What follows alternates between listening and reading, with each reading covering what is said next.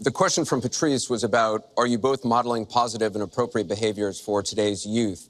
We received a lot of questions online, Mr. Trump, about the tape that was released on Friday. As you can imagine, you called what you said locker room banter. You described kissing women without consent, grabbing their genitals. That is sexual assault. You bragged that you have sexually assaulted women. Do you understand that? No, I didn't say that at all. I don't think you understood what was said. This was locker room talk. I'm not proud of it. I apologize to my family. I apologize to the American people. Certainly, I'm not proud of it. But this is locker room talk. You know, when we have a world where you have ISIS chopping off heads, where you have, and frankly, drowning people in steel cages, where you have wars and horrible, horrible sights all over, where you have so many bad things happening. This is like medieval times. We haven't seen anything like this, the carnage all over the world. And they look and they see. Can you imagine the people that are frankly doing so well against us with ISIS? And they look at our country and they see what's going on. Yes, I'm very embarrassed by it. I hate it. But it's locker room talk, and it's one of those things. I will knock the hell out of ISIS. We're going to defeat ISIS. ISIS happened a number of years ago in a vacuum that was left because of bad judgment. And I will tell you, I will take care of ISIS. So, Mr. And Trump, we should get on to much more important things and much bigger things. Just for the record, though, are you saying that what you said on that bus 11 years ago, that you did not actually kiss women without consent or grope women without consent? I have great respect for women. Nobody has more respect for women than I do. So for the record, you're saying you never did that? I said things that, frankly, you hear these things are said. And I was embarrassed by it, but I have tremendous respect for women. Have you ever done those things? Women have respect for me. And I will tell you, no, I have not. And I will tell you that I'm going to make our country safe. We're going to have borders in our country, which we don't have now. People are pouring into our country, and they're coming in from the Middle East and other places. We're going to make America safe again. We're going to make America great again, but we're going to make America safe again. And we're going to make America wealthy again, because if you don't do that, it sounds harsh to say, but we have to build up the wealth of our nation. Right now, other nations are taking our jobs and they're taking our wealth. Thank you, Mr. Trump. And that's what I want to talk about. Secretary Clinton, do you want to respond? Well, like everyone else, I've spent a lot of time thinking over the last 48 hours about what we heard and saw.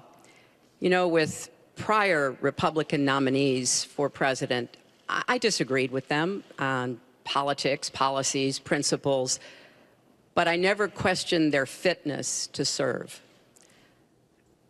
Donald Trump is different. I said starting back in June that he was not fit to be president and commander-in-chief. And many Republicans and independents have said the same thing.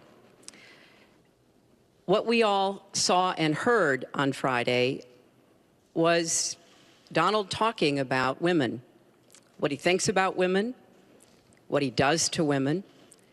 And he has said that the video doesn't represent who he is, but I think it's clear to anyone who heard it that it represents exactly who he is, because we've seen this throughout the campaign. We have seen him insult women. We've seen him rate women on their appearance, ranking them from 1 to 10. We've seen him embarrass women on TV and on Twitter. We saw him after the first debate spend nearly a week denigrating a former Miss Universe in the harshest, most personal terms. So, yes, this is who Donald Trump is. But it's not only women, and it's not only this video that raises questions about his fitness to be our president, because he has also targeted immigrants, African Americans, Latinos, people with disabilities, POWs, Muslims, and so many others. So this is who Donald Trump is. And the question for us, the question our country must answer, is that this is not who we are.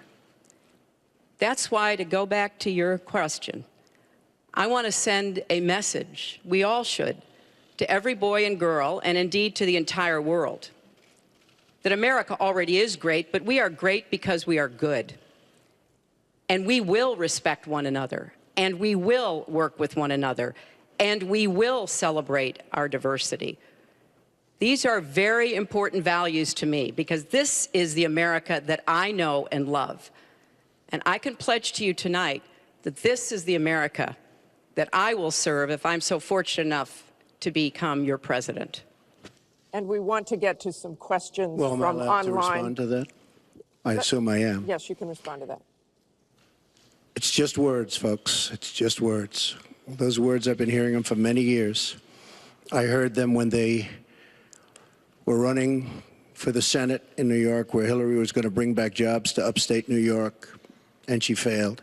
I've heard them where Hillary is constantly talking about the inner cities of our country, which are a disaster, education-wise, job-wise, safety-wise, in every way possible. I'm going to help the African Americans. I'm going to help the Latinos, Hispanics. I am going to help the inner cities. She's done a terrible job for the African Americans. She wants their vote, and she does nothing, and then she comes back 4 years later.